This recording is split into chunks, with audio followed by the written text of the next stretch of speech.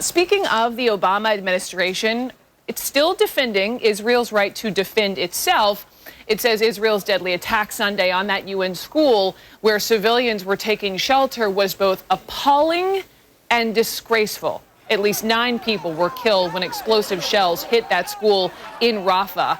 Here on CNN, a State Department spokeswoman said the Israelis need to do better, to try harder not to hit civilians, among whom militants are known to seek cover, hide their weapons. Take a listen to this exchange. When you have a situation where innocent civilians are killed in Gaza, there's more that Israel can do to hold themselves to their own standards. And the United States, of all countries, has experienced this in places like Afghanistan. We're saying they need to hold themselves to their own standards and do more here in Gaza. Let's talk a little bit more, though, about the United Nations, because if you read the New York Times this morning, there was a piece citing a UN review that purportedly indicates Israel last week used non-precision artillery shells in a strike on yet another shelter, leaving 21 dead in Gaza. A human rights lawyer based in Jerusalem and quoted by the Times said this: heavy shelling into a populated area would be inherently indiscriminate.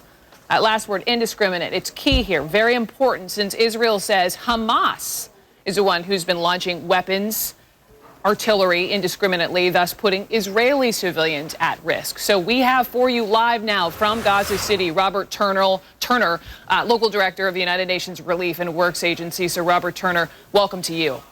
Thank you. These civilians in Gaza, they are dying in supposed safe zones, these UN safe zones. Are you talking to, are you communicating with the Israelis to tell them where these safe zones are?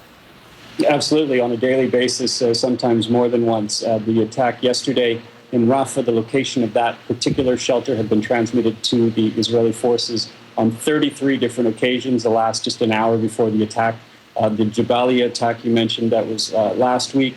That location had been transmitted 17 times, the last just the evening before the attack. They know where these buildings are. They know where these shelters are. They're supposed to be indicated on their maps, and they're supposed to be protected. Supposed to be, obviously, the key word in that final thought.